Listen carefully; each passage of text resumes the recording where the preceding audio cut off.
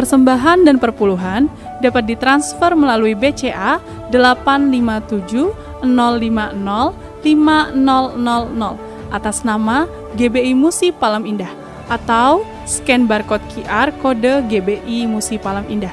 Tuhan Yesus memberkati.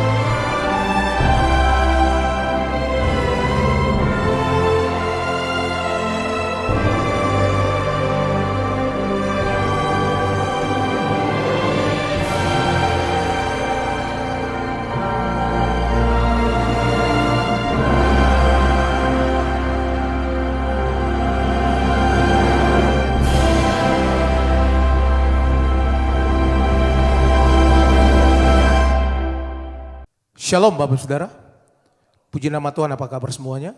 Berjumpa kembali dengan kami di Menara Doa pada hari ini. Kami berterima kasih untuk kesetiaan Bapak Saudara yang selalu mengikuti Menara Doa bersama-sama dengan kami.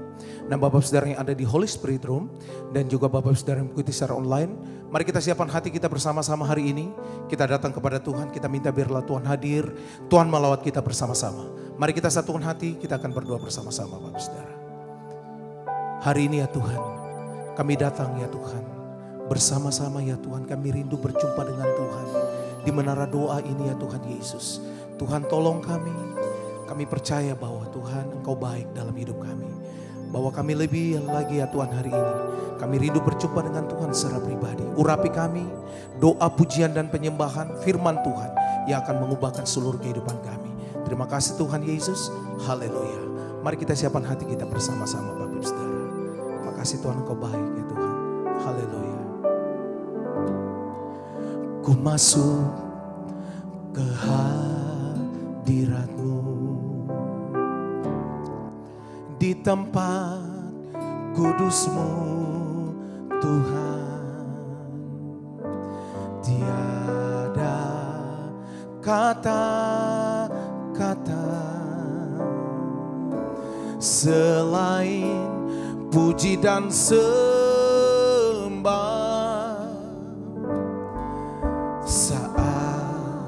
Saat ini alangkah indahnya Tuhan bersamamu selalu memuji dan menyembah.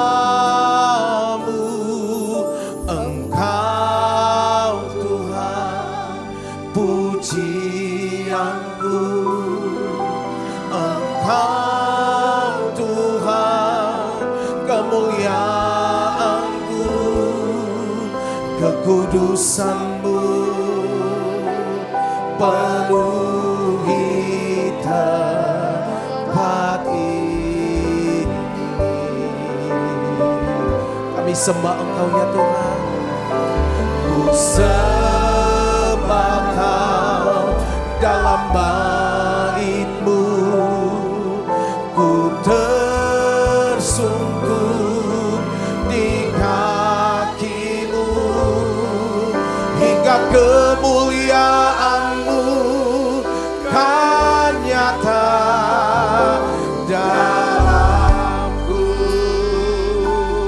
Berikan tepuk tangan buat Tuhan Yesus. Bersama-sama katakan, ku masuk ya Tuhan. Ku masuk ke hadirat-Mu, di tempat kudus-Mu Tuhan. Tiada kata-kata selain puji dan sembah.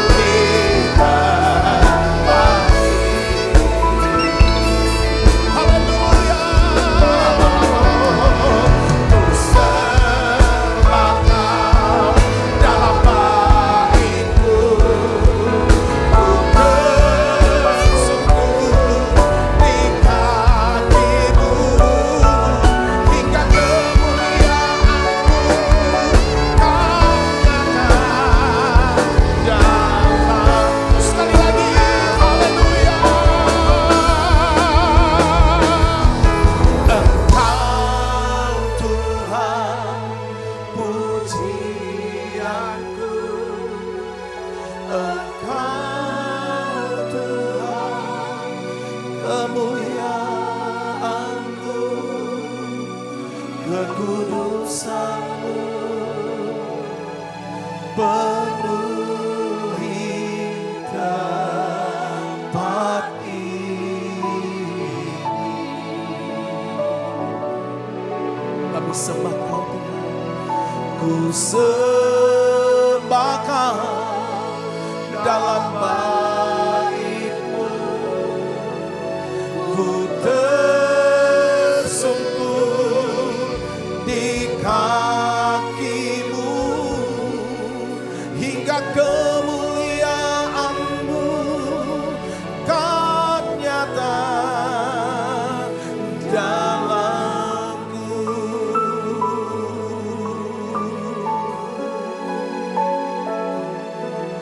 Hingga kemuliaan-Mu kan nyata, hingga kemuliaan-Mu, hingga kemuliaan-Mu kan, sekali lagi, hingga kemuliaan-Mu, hingga kemuliaan-Mu kan nyata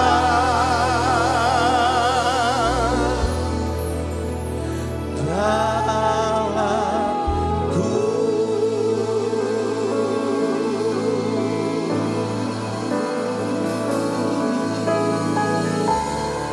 Ya Tuhan, kami sembah Engkau di dalam roh dan kebenaran. Tuhan, bawa kami, bawa gereja. Kami tahu Tuhan ada bersama-sama dengan kami saat ini. Tuhan, berkati hidup kami. Terima kasih ya Tuhan untuk kesempatan di mana Tuhan beri buat kami.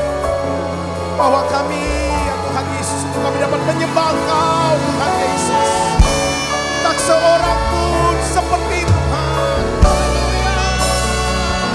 Mari bersama-sama sembah Dia, kami sembah Kau Tuhan.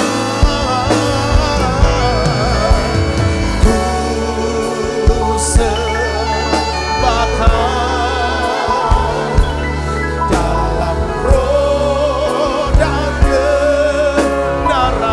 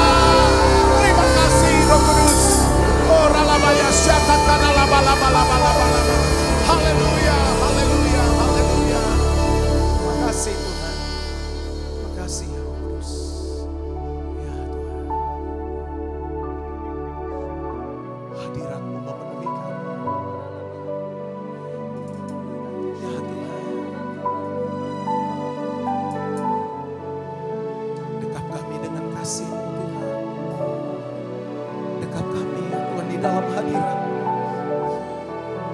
Makasih Tuhan Yesus, Engkau baik. Mari bersama-sama katakan, hadirat-Mu Tuhan, hadirat-Mu Tuhan, ku rasakan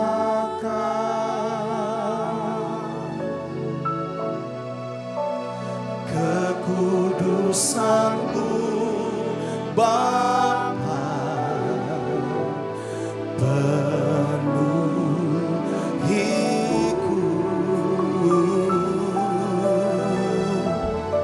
ku rindu selalu diam dalam bait-Mu ya Tuhan, menikmati kasih anugerah. Sembari yang katakan hadirat-Mu Tuhan, hadirat-Mu Tuhan, ku rasakan damai kekudusan-Mu Bapa, rindu selalu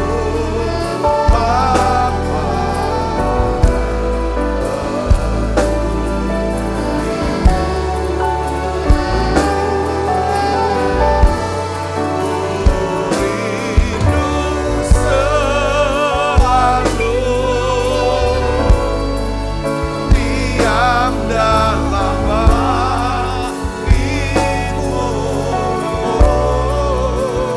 menikmati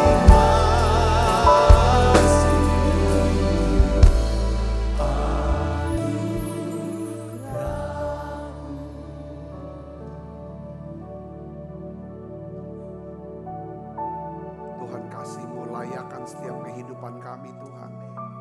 Kasih-Mu layakkan kehidupan setiap kami. Biarlah ya Tuhan hati kami sungguh melekat kepadamu. Kami ingin terus mengenal Tuhan, mengenal kasih-Mu, mengenal kedahsyatan kuasa-Mu ya Tuhan. Bapa, di masa Prapaskah ini, aku minta ya Tuhan satu pengurapan yang baru, pengurapan yang khusus. Segarkan kembali roh kami ya Tuhan, hati kami ya Tuhan. Beri kami iman untuk percaya ya Tuhan, mujizat itu masih ada buat kami.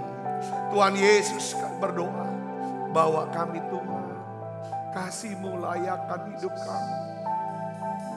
Kalau hari-hari ini saudara merasa kehilangan sukacita, kehilangan sukacita, hidup dengan rasa bersalah, rasa malu, mari datang pada Tuhan, kita nyembah kasih Tuhan. Biarlah ya Tuhan kasih-Mu, urapan kasih-Mu memperbarui tiap kami, sehingga hati kami bisa melekat dengan, kami terhubung dengan Engkau, sumber kehidupan kami, sumber berkat kami ya Tuhan. kasih-Mu ya Tuhan, Kasih-Mu layakkan seluruh hidupku, mampukanku melakukan yang Kau inginkan. Tak bisa ku terlepas, Kau menggenggam tanganku, ingin lebih mengenal pribadi-Mu. Kasih-Mu Tuhan, kasih-Mu layakkan seluruh hidupku, mampukanku melakukan yang Kau inginkan. Tak bisa ku terlepas, Kau menggenggam tanganku, ingin lebih mengenal pribadi. Mari buka suaranya, katakan ku terhubung. Terhubung dengan selalu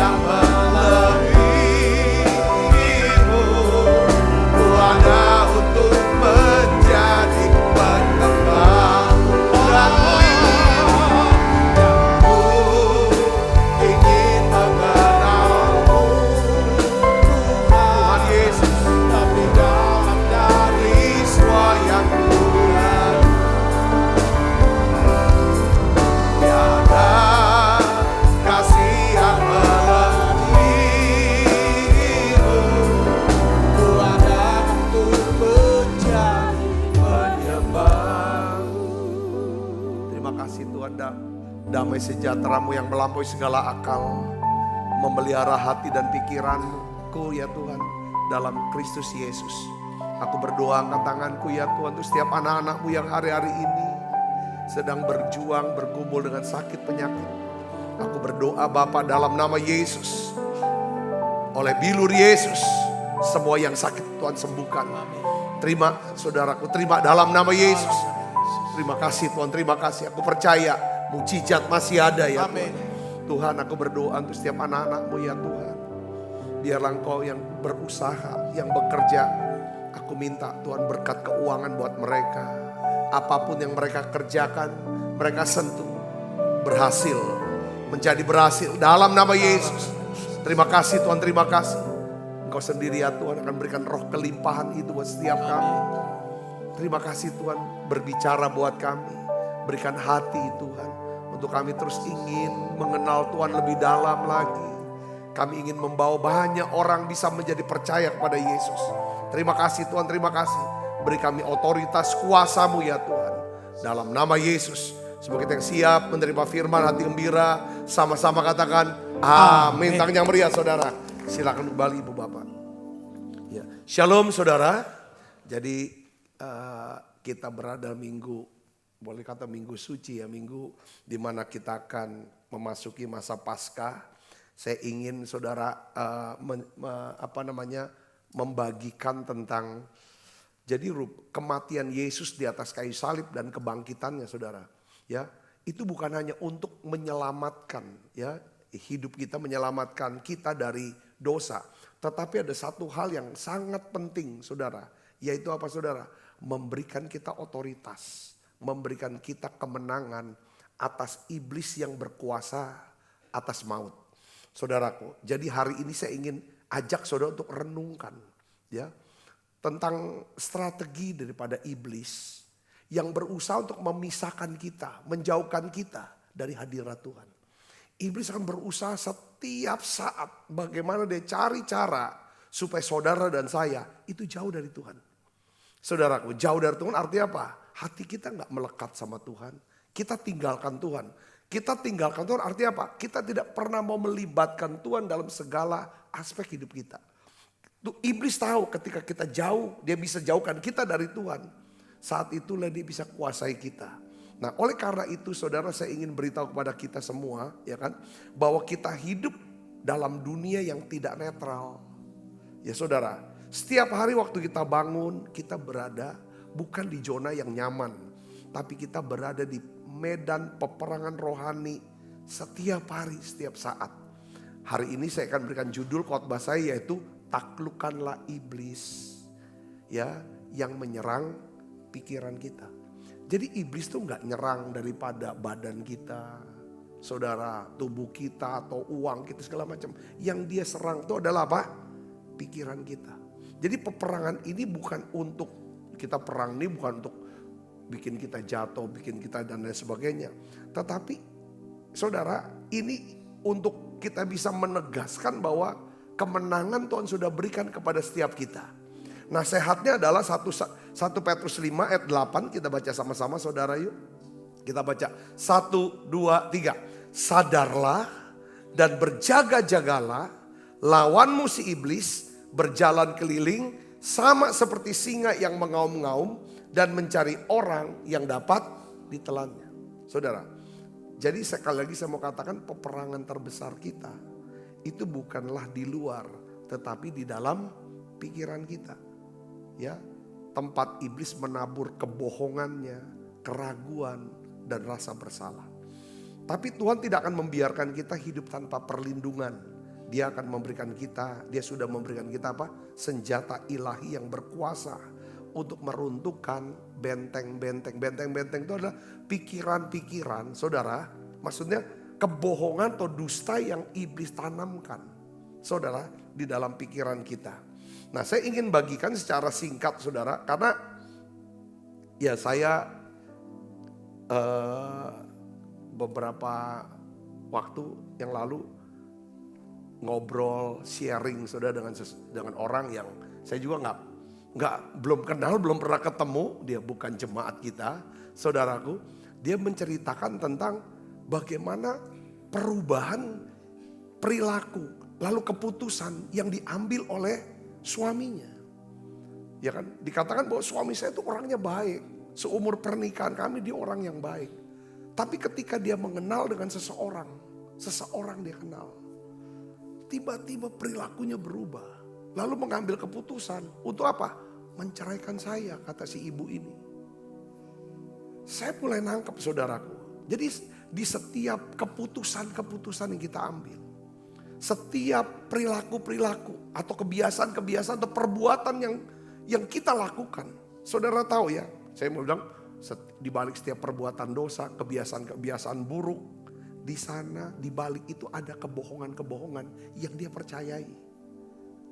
Jadi saya ngomong dia, kalau kasih tahu kepada suami kamu, kalau memang yang dia ikuti orang ini tuh orang baik, orang benar, tidak mungkin. Walau dia kan ngajarin tentang kesehatan, tentang berbuat baik sama orang. Kalau dia ngajarin itu, ya kan, pasti dia juga ngajarin untuk pelihara rumah tangga. Jaga istri, jaga anak, dan lain sebagainya. Bukan untuk ceraiin istri. Saudaraku, saudara, lalu untuk supaya diarahkan menikah dengan kelompok ini. Kelompoknya dia. Jadi poin yang saya mau bukan cerita tentang hal ininya saudaraku. Jadi iblis itu saudaraku itu bisa mengubah orang baik bisa jadi jahat. Itu caranya bukan dia kasih makan sesuatu, tetapi lewat apa? Kata-kata. Makanya ada dua hal saudara yang iblis senantiasa akan terus lakukan dalam hidup kita. Dalam setiap orang. Pertama saudara, ya kan, iblis yang akan menanam benih-benih keraguan. Melalui apa? Perkataan dusta. Ya, perkataan itu yang pertama. Jadi sepanjang hidup kita saudara hati-hati dengan dusta. Jangan cintai dusta. Saudara, kalau saudara dan saya kita tidak mau tersesat dan diberikan. Ya, Yohanes 8 ayat 44 katakan apa? Iblis adalah pendusta. Dan bapak segala dusta. Saudara, jadi perkataan dusta atau kebohongan itu strategi paling awal, paling sering digunakan iblis untuk menanamkan ke dalam pikiran kita, pikiran manusia. Saudara, dia tanam apa yang ditanamkan? Benih-benih apa? Keraguan-raguan. Saudaraku, ya, benih keraguan-raguan, ya. Benih keraguan-raguan, rasa bersalah, ragunya terhadap Tuhan dan firman. Makanya saudara, saya dengan adanya medsos perjalanan sekarang ya. Kalau dulu tuh orang tuh mudah. Anak atau siapa kalau kita ngomong tuh mudah dia bisa dikasih pengertian. Tapi sekarang saudaraku, karena udah terlalu banyak kebohongan-kebohongan yang kita dengar, yang kita ini akhirnya membuat kita tuh gak mudah percaya. Siapapun yang bicara pasti kita akan bantah, kita celak, kita buat satu argumentasi. Saudara Kristus. Nah, ini ada strategi iblis saudara. Dia sebarkan kebohongan. Jadi kita setiap hari dipertontonkan. Mulai dari pemimpin tertinggi. Hari ini ngomong apa, nanti kok gak sesuai. Semua yang segala macam. Itulah cara. Karena ini strategi awal iblis. Sejak dari Taman Eden saudara. Strategi utama iblis adalah dia apa? Dia menyusupkan keraguan melalui kebohongan. Yang dibungkus dengan apa? Logika. Ya, waktu iblis ular nih serang Hawa, saudara tahu nggak? Dia kan berkata, memangnya Tuhan tuh berfirman. Emang benar Tuhan ngomong seperti itu? Dia mulai goncangan dulu fondasinya ini. Makanya saudara kalau kita sedang ada kena masalah, ya kena masalah entah kesulitan dalam sisi keuangan kah atau sakit penyakit atau ke rumah tangga segala macam saudaraku. Biasa kalau kita nggak ngerti kebenaran. Iblis gampang tuh taruh benih apa? Keraguan lewat dustanya itu dalam pikiran kita. Saya kasih contoh. Kita akan baca yuk. Kejadian 3 ayat 1 sampai 5. Kita baca sama-sama saudara. Ya, Kejadian 3 ayat 1 sampai 5. Saya akan jelaskan kepada saudara. Ini dia, kita lihat. 1, 2, 3. Adapun ular ialah yang paling cerdik dari segala binatang di darat. Yang dijadikan oleh Tuhan Allah. Ular itu berkata kepada perempuan itu apa? Tentulah Allah berfirman, semua pohon dalam taman ini jangan kamu makan buahnya, bukan semua pohon. Benar gak saudara? Apa Tuhan ngomong seperti itu? Ya enggak. Iblis itu pendekatan, kalau dia bicara, dia kan bapak segala dusta. Dusta yang bisa dipercaya adalah apa saudara? Ya kan saudara? Faktanya ada, ceritanya gak gitu. Jadi kebenaran yang ditambahkan dengan sedikit kebohongan supaya bisa dipercayai. Memang Tuhan semua pohon yang dalam taman ini jangan kamu makan buahnya. Benar gak Tuhan ngomong gitu? Enggak, Tuhan bilang apa? Semua pohon dalam taman ini boleh dimakan buahnya, semuanya boleh. Ya saudara, nah sekarang pertanyaan, kenapa kok Hawa bisa ketipu? Saudara, karena Hawa tidak mengerti kebenaran firman. Dia gak perhatikan, pernah dengar. Kan kayak orang Kristen tuh, pernah dengar nih firman, tapi dia gak perhatikan firman itu, gak renungkan firman itu, gak hafalkan firman itu, gak simpen, gak firm gitu saudara. Hanya dengar, ya sudah. Kalau dengar dilakukan, itu masuk jadi fondasi. Dan firman itulah yang melawan dusta. Katakan amin. Kita lihat, Saud perempuan ini apa? Dia ketika iblis bicara, dia jawab. Saya sih sarankan saudara ya, ketika kita lagi sedang dalam keadaan sangat lemah. Kadang-kadang kita punya pikiran overthinking, ngomong pikiran negatif, pikiran yang merusak, pikiran jahat, pikiran apa segala macam. Saudara tuh harus bungkam pikiran itu. Harus hentikan, jangan diiyakan. Jangan diajak dialog. Kalau jadi dialog, kita akan terjerembab. Lihat si perempuan ini, ayat 2 kita baca. 1, 2, 3. Lalu saud perempuan itu kepada ular itu, buah pohon-pohonan dalam taman ini boleh kami makan. Tetapi tentang buah pohon yang ada di tengah-tengah taman, Allah berfirman, jangan kamu makan atau raba buah itu. Nanti kamu, jadi dimulai dengan kata-kata iblis berkata semua tidak boleh. Tapi si Hawa bilang boleh kok. Tapi yang satu di tengah ini gak boleh. Lihat perkataan iblis ayat 4. Ini yang paling penting saudara perhatikan. Kita perhatikan ayat 4. Kita baca 1, 2, 3. Tetapi ular itu berkata kepada perempuan itu, sekali-kali kamu tidak akan mati. Tetapi Allah mengetahui bahwa pada waktu kamu memakannya, matamu akan terbuka. Dan kamu akan menjadi seperti Allah. Tahu tentang yang baik dan yang jahat. Saudara, perkataan iblis ini, ular ini, itu dipikirkan, direnungkan. Dia berkata apa? Kalau aku makan, tidak mati. Yang kedua adalah apa? Kalau aku makan, aku akan menjadi seperti Allah. Si Hawa makan enggak saudara? Alkitab katakan dia lihat buah itu, menarik hatinya, lalu dia ambil keputusan untuk memetik dan dia memakan. Saya tanya, apa alasannya dia mau makan? Pertama, menarik hatinya. Ya kan? Sedap gitu, itu dipandangnya sedap dalam pikiran. Karena dia berpikir setiap orang ingin menjadi seperti Allah. Setiap orang bukan mau seperti Allah, mau jadi Allah, betul gak? Orang tuh harus dengerin apa yang dia punya mau. Orang tuh harus tunduk sama dia mau. Kita tuh cenderung, saudara, manusia ini ingin kuasai. Seberapa banyak orang yang bisa kita kuasai, kita ingin kuasai. Betul gak? Dengan apa yang kita mulai dengan pemberian lah, dengan jabatan lah, dengan apapun. Saudara tuh yang kesebut dalam Tuhan. Perjuangannya, pergumulan kita ini sama. Kita semua ingin jadi Allah. Kita gak pernah mau belajar untuk meregulasi emosi kita, menguasai diri kita. Tapi kita senang menguasai orang lain. Kita gak pernah mau tundukkan diri kita. Nah Paskah saudara, Paskah ini adalah harus jadi satu doa kita. Satu harapan kita. Saudaraku, satu keinginan kita yang kita mau berkata bahwa aku ingin jadikan Tuhan itu Tuhan dalam hidup saya. Aku ingin jadikan Tuhan itu Tuhan dalam hidup saya. Dimulai dengan apa saudaraku? Kita belajar seperti Yesus. Datanglah kerajaanmu. Jadilah kehendakmu. Ya, di dalam hidup saya seperti di surga. Bukan kehendakku, tetapi kehendakmu yang jadi. Jadi iblis itu tawarkan kita untuk jadi raja. Jadi Allah yang berkuasa. Kalau kamu makan buah ini, kamu akan jadi Allah.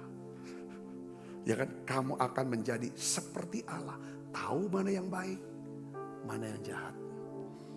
Karena Hawa, manusia kan diciptakan segambar dan serupa dengan, kita nggak perlu jadi Allah. Seperti Allah. Kita sudah dijadikan seperti nggak usah. Karena dia nggak ngerti ini saudaraku. Jadi saudaraku yang kasih Yesus, saya ingin bagikan bahwa iblis itu tidak takut dengan aktivitas kerohanian, keagamaan. Yang dia takut dalam hidup kita adalah kita percaya penuh dengan firman. Itu yang dia takut saudaraku. Ketika saudara punya firman, saudara simpan firman, saudara perkatakan firman, saudara hidup dengan firman, iblis itu takut.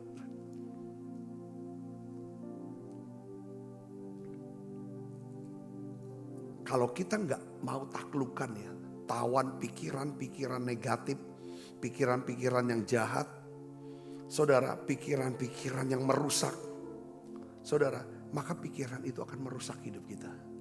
Nah, di padang gurun, saudara, Tuhan Yesus dicobai oleh iblis. Iblis berkata apa? Jika engkau anak Allah, ubahlah yang pertama apa? Batu jadi apa? Jadi roti. Saya tanya sama saudara, Tuhan Yesus bisa nggak robah batu jadi roti? Bisa. Saudaraku, kenapa Yesus tidak lakukan? Dia mulai dengan, kalau kamu anak Allah, coba kamu ubah.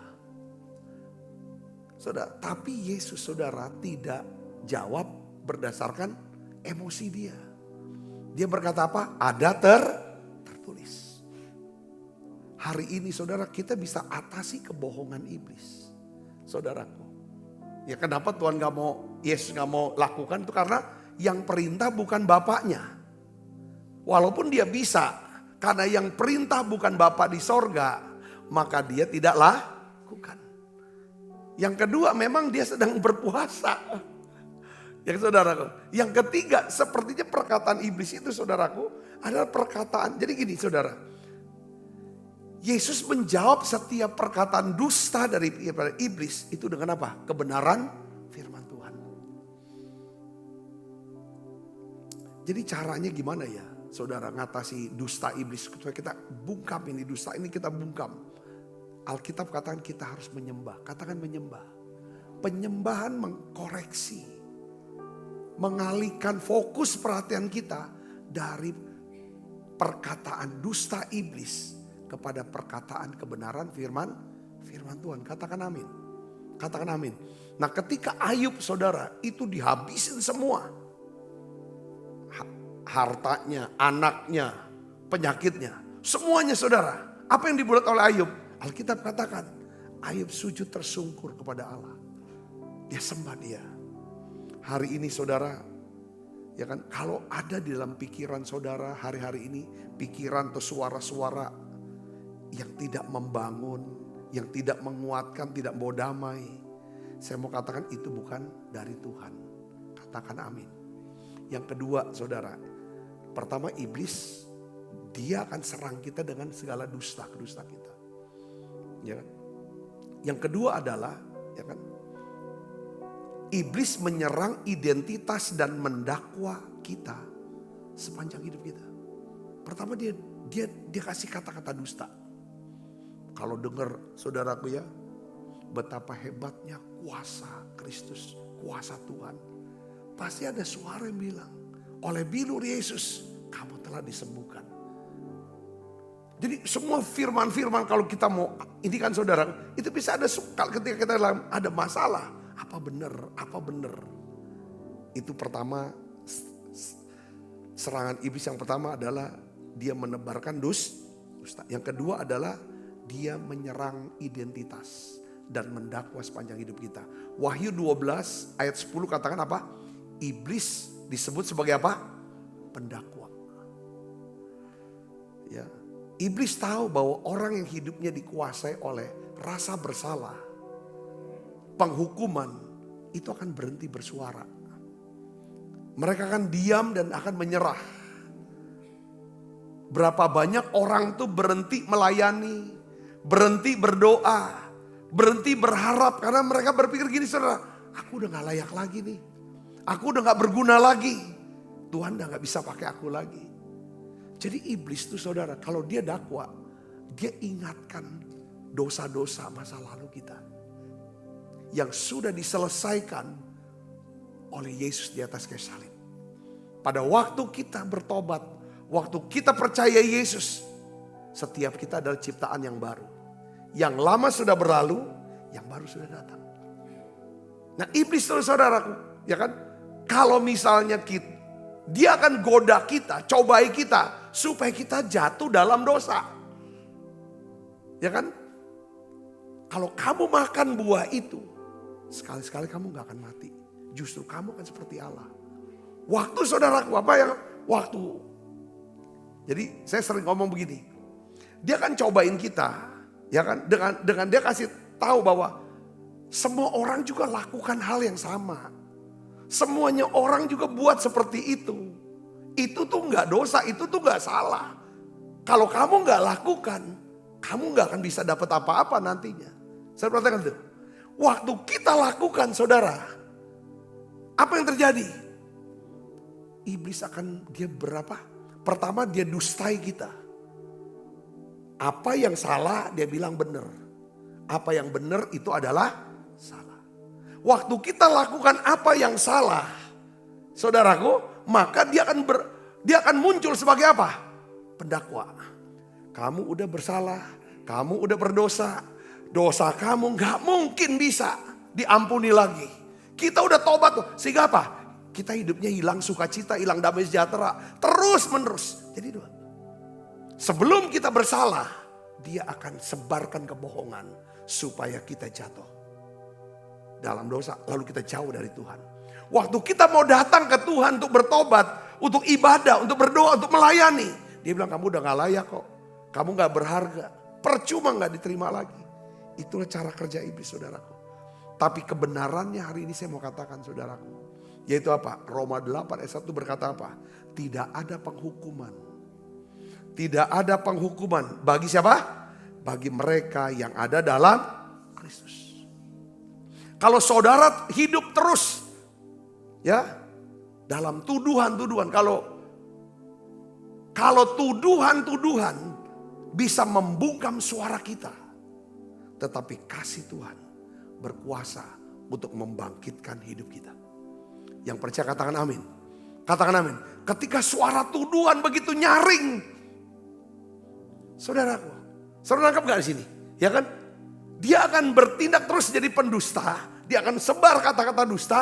Supaya apa saudara? Kita jatuh. Kita gagal. Kita hancur hidup kita. Kita jauh dari Tuhan. Setelah kita jatuh. Maka dia akan jadi apa? Pendakwa. Dia akan terus dakwa kita. Siapa kita tentang siapa kita. Saudara. Tapi hari ini saya mau kasih tahu saudara. Penyembahan. Tuhan bilang saudara. Dari mulut bayi-bayi yang memuji Allah. Maka pujian itu berkuasa untuk apa? Membungkam suara musuh. Suara musuh suara apa? Dua suaranya. Dusta dan dakwaan. Katakan amin. Setiap orang yang jatuh dalam dosa. Ya kan saudara. Pasti ada tuduhan-tuduhan yang begitu kuat. Tidak akan pernah bisa selesai sampai apa? Sampai saudara dan saya mengerti akan kebenaran ini. Apa saudaraku? 1 Yohanes 1 ayat 8-9 katakan apa? Jika kita berkata bahwa kita tidak berdosa, maka kita menipu diri kita sendiri. Dan kebenaran tidak ada di dalam kita. Jika kita mengaku dosa kita, maka ia adalah setia dan adil. Sehingga ia akan mengampuni segala dosa kita dan menyucikan kita dari segala apa? Kejahatan. Katakan amin saudaraku. Jadi kuasa darah Yesus berkuasa untuk mengampuni segala dosa. Nah Paskah saudara, perayaan Paskah ini ada satu ayat firman Tuhan yang menjadi satu penghiburan buat setiap kita. Itu Ibrani 2 ayat 14 sampai 15. Dikatakan apa saudara? Sebab oleh kematiannya ia memusnahkan dia, yaitu iblis yang berkuasa atas maut. Supaya dengan jalan demikian ia membebaskan mereka yang seumur hidupnya berada dalam perhambaan oleh karena takutnya kepada maut. Saudara, ketakutan terbesar manusia adalah maut, kematian. Dengar baik saudara. Tapi kalau saudara dan saya percayakan kebenaran ini, kalau kita mengaku dosa kita, Dia Allah setia dan adil, Dia akan ampuni kita. Yang percaya katakan amin. Apa benar Tuhan ampuni? Suara iblis, suara dusta berkata, tidak mungkin. Tidak gampang-gampang. Seperti kamu kan, kalau orang salah dengan kamu kan gak gampang-gampang diampuni. Iblis akan setarakan Allah dengan diri kita. Tapi kalau saudara percayakan kebenaran ini, lalu saudara tambahkan namanya firman Tuhan dengan apa? Dengan penyembahan. Penyembahan. Nyanyi pujian. Naikkan nyanyian pujian bagi Tuhan. Sejauh timur dari barat, Engkau jauhkan segala pelanggaranku. Kita nyembah haleluya, haleluya. Sampai masuk hadirat Tuhan. Kalau hanya di dalam hadirat Tuhan, saudara punya otoritas. Untuk apa? Membungkam suara apa? Pendakwaan ini. Ya, kita bisa dibebaskan dari rasa bersalah. Jadi Tuhan Yesus itu, ya saudara, Dia mati di salib bukan hanya untuk mengampuni dosa masa lalu kita, tetapi Dia juga ingin memulihkan masa depan kita. Katakan amin saudaraku. Ya. Ada seorang ibu, dia bilang saya udah gagal Pak dalam rumah tangga. Saya gagal dalam rumah tangga. Saya dicerai sama suami. Dia ceritalah tentang masa lalunya. Lalu dia berkata bahwa aku tuh tidak merasa diri tuh tidak layak untuk didik anak-anak saya secara rohani. Apa anak-anak saya kan bisa menjadi orang-orang yang takut Tuhan, yang saleh, yang cinta Tuhan. Saya tuh udah tobat, dia bilang. Satu saya bilang, suara penuduhan itu hanya bisa dibungkam lewat apa? Banyak masuk hadirat Tuhan. Nyembah, nyembah, nyembah. Jadi saudara seperti Paulus katakan. Paulus juga dia bilang aku nih orang yang ganas. Pembunuh, penghujat, kasar.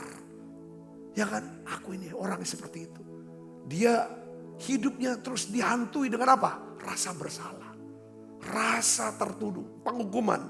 Tapi satu hari dia berkata apa saudara? Filipi 3:13. Aku melupakan apa yang di belakangku. Dan mengarahkan diri kepada yang ada di hadapanku. Saudaraku Kristus, saya mau katakan begini. Jika darah Kristus cukup kuat untuk menyelamatkan kita, maka darah yang sama cukup kuat untuk memulihkan hati kita. Katakan amin, ini penting. Saudara harus hidup dalam damai sejahtera. Ada banyak orang, kenapa doaku tidak dijawab? Kenapa apa yang aku sentuh kok selalu gagal? Saudaraku, berapa kemarin kita bahas, berapa waktu lalu kita bahas tentang pengurapan. Pendeta Victor bahas tentang pengurapan. Ketika seseorang diurapi seperti Daud diurapi, dia mengalami yang namanya progres peningkatan. Dari seorang gembala menjadi seorang tentara, menjadi panglima, lalu menjadi apa? Raja. Dia juga orang yang diurapi adalah orang yang berguna. Berguna bagi kerajaan Allah, berguna bagi Allah. Karena dia berguna bagi Allah, kalau saudara dan saya berguna bagi Allah, kita diurapin. Maka Allah berkepentingan atas hidup kita, atas sukses kita, ya kan, atas segala aspek hidup kita. Dia berkepentingan untuk menjaga kita, memelihara kita. Yang ngerti katakan amin saudara. Bahkan dia bilang, saudara, pengurapan dia yang membuat apapun yang disentuh itu berhasil. Jadi beberapa waktu yang lalu saya sempat dapat kesempatan untuk mendoakan, memberkati salah satu daripada jemaat saudara. Dia beli ya satu kapal Dia berkati. Nah waktu saya mau sampai ke kapal itu kita harus lewatin satu tongkang. Satu tongkang, dia cerita ini tongkang. Saya beli Pak, dia sebut nama daripada teman kita juga, saudaraku ya kan. Saya beli dari dia. Ya, kenapa dia jual? Ya karena nggak jalan tongkang ini, nggak ngasilin duit apa-apa. Waktu kami beli Pak, justru kami beli sekian.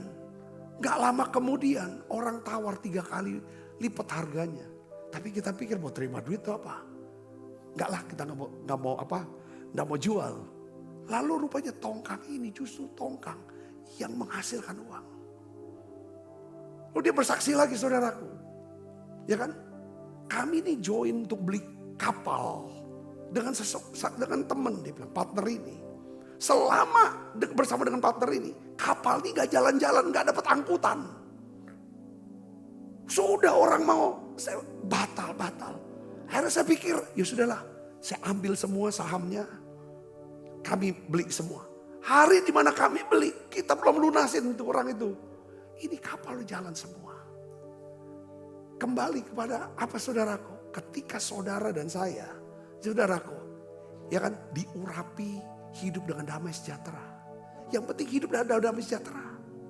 Iblis mau kita hidup dengan apa? Rasa bersalah, rasa malu, rasa benci, semua tidak ada damai sejahtera. Iblis ingin jauhkan kita dari Tuhan sehingga nggak ada damai sejahtera. Yang ada apa? Kebingungan, ketakutan, kemarahan, kebencian, rasa. Tapi ketika saudara satu dengan Tuhan, terhubung dengan Tuhan, saudara ngerti. Caranya gimana? Saya katakan 3. Ini 3 yang paling penting untuk mengatasi dusta iblis, dakwaan iblis. Saudara harus punya 3 senjata ini, 3 fondasi ini yang paling penting. Pertama apa saudara? Firman Tuhan. Kebenaran firman Tuhan. Katakan amin. Karena kebenaran firman Tuhan, pedang roh. Ya, firman Tuhan itu pedang roh. Untuk apa? Menangkis segala kebohongan. Kalau kita tahu yang benar, orang mau bohongin kita, nggak bisa. Saudara ngerti? Katakan amin. Banyak kali kita kena tipu karena kita nggak tahu yang benarnya itu gimana. Kayak orang, kenapa kok orang percaya dan mau terus setiap hari? Sudah dibilang jangan, sudah habis itu terjual. Dia bilang mobil sudah hilang, tabungan sudah habis, utang mana-mana karena judi online. Kok masih judi juga? Kenapa saudara? Karena dia tidak punya kebenaran. Orang yang main judi nggak mungkin menang. Judi online karena udah disetting, pasti si bandar pasti menang. Karena kita nggak tahu ini kena tipu, karena tipuan segala macam. Kalau kita tahu kebenaran, gak mungkin seseorang tuh mau jadi pecandu narkoba. Saudara, itu kan merusak, kalau nggak rusak di badan, saudara harus mati atau kena penjara. Hidup tidak akan berproduksi. Ya udah, nah itu. Kebenaran firman harus ada. Yang kedua adalah untuk mengatasi yang namanya dusta dan dakwaan iblis adalah yang kedua apa saudara? Kita harus penuh dengan Roh Kudus. Artinya apa? Hidup dalam hadirat Tuhan. Saudara, berbahasa roh. Hidup dalam pengurapan. Selalu Pak Niko, gembala pembina kita bilang, 3 loh. Jangan kamu tidak dapatkan 3 ini. Dia sedang bicara tentang Roh Kudus. Hadirat Tuhan. Tiap harus ada hadirat Tuhan. Kedua, pengurapan. Pastikan kamu terus diurapi. Yang ketiga adalah apa? Bahasa roh. Saudara Yesus, ini yang membuat apa yang disentuh Tuhan buat berhasil. Yang percaya katakan amin saudara. Saya yakin saudara, hidup dalam hal ini ada firman, ada Roh Kudus. Yang ketiga saudara harus tahu, kita harus tahu identitas kita dalam Kristus. Saya ini ada ciptaan baru. Katakan amin. Yang lama sudah berlalu, yang baru sudah datang. Saya tutup saudara khotbah. Saya bersyukur ya, semakin Tuhan tambah umur buat saya. Sekarang udah umur 60. Saya ngelihat saudaraku bahwa, kan lihat ke belakang, lihat ke teman-teman WA group, lewat yang angkatan saya, seumuran saya. Lalu sahabat, lihat kehidupan di belakang. Ujungnya akhirnya saya bilang gini, saudara, pencarian yang terbesar bagi manusia seharusnya adalah apa? Mengenal Tuhan.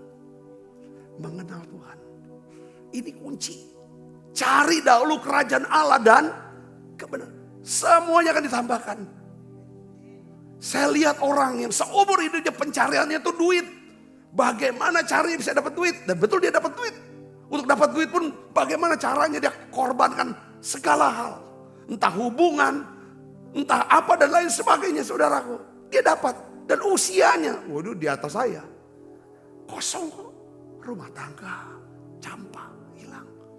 Saudara orang, akhirnya dia, itu apa ini semua? Itu sih runtuh semua. Kan untuk jadi besar, perusahaan besar kan perlu orang-orang yang bisa dipercaya. Kalau dia makin tua, makin gak bisa lagi ketemu orang yang dulunya bisa dipercaya karena gak ada yang kontrol, gak ada yang ini kan. Siapa?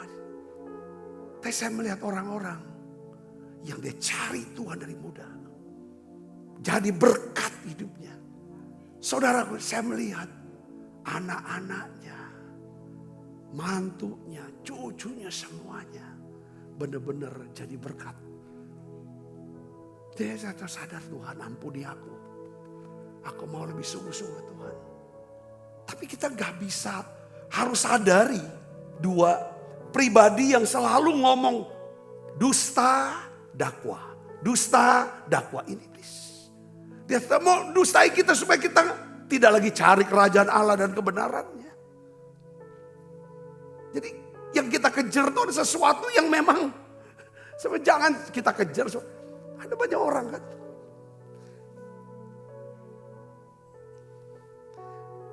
Jadi semakin kita ngobrol ya teman-teman, ya kan, kayak sudah bisa bayangin. Ada banyak orang yang penting aku bisa kita siapkan jabatan, siapkan harta buat anak-anak kita, bagi dia. Saya rasa nggak cukup ya. Kita harus kasih warisan ke anak-anak kita. Kita harus tukar uang yang kita punya untuk kita taruh uang kita di otak dia, di hati dia. Lewat apa? Pendidikan intelektual, pendidikan karakter rohani. Katakan amin. Bukan kumpulkan uang, pas nanti kita kasih uang itu.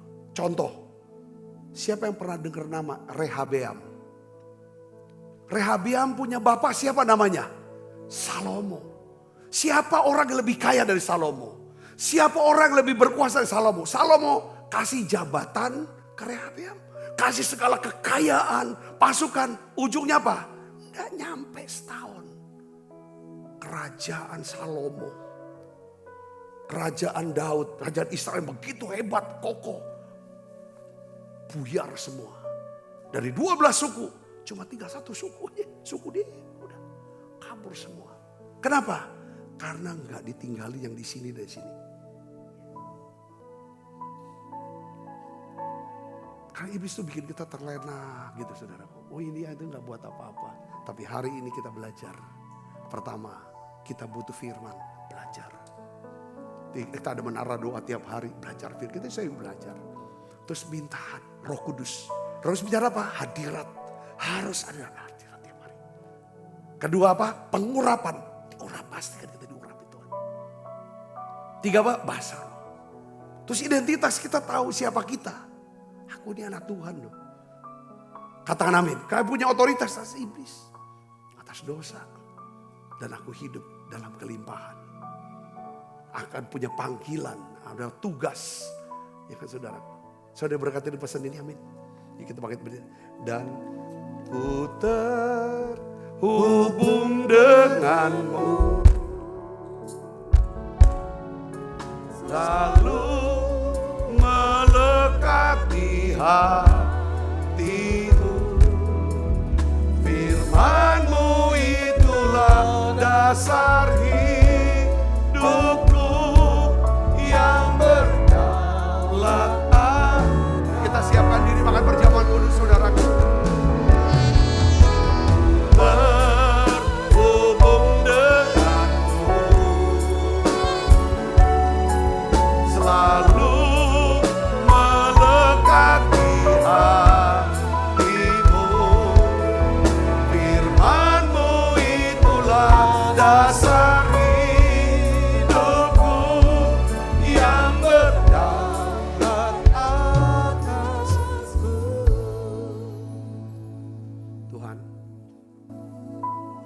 Ampuni dosa dan salah kami ya Tuhan.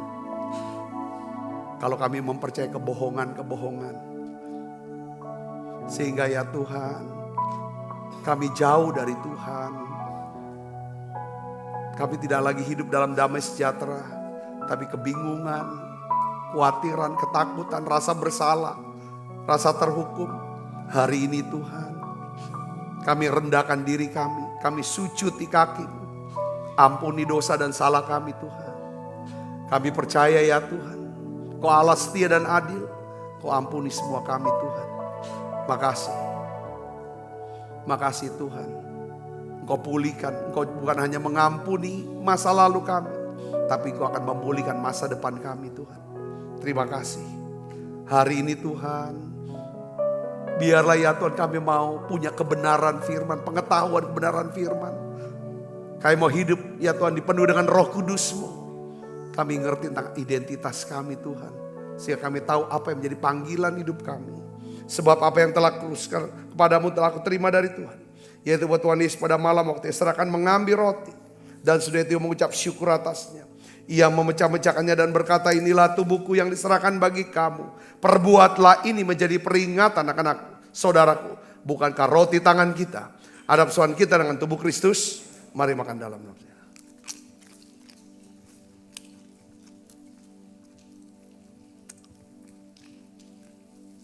Angkat cawan. Demikian juga mengambil cawan sesudah makan lalu berkata, cawan ini perjanjian baru yang dimeteraikan oleh darahku. Perbuatlah ini setiap kali kamu meminumnya menjadi peringatan anak-anakku. Saudaraku, bukankah cawan perjanjian ini yang atasnya kita ucapkan syukur ada persoalan kita dengan darah Kristus? Mari minum dalam nama Yesus. Terima kasih Tuhan. Terima kasih Tuhan anugerah-Mu. Haleluya.